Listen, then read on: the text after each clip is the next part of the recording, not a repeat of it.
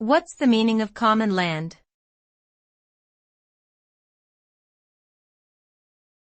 Common land.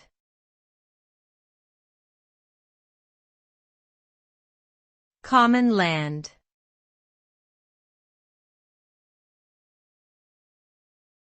Common land.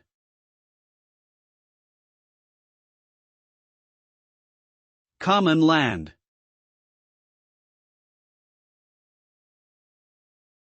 Common land refers to a type of land that is held in common by a community or group of people, rather than privately owned.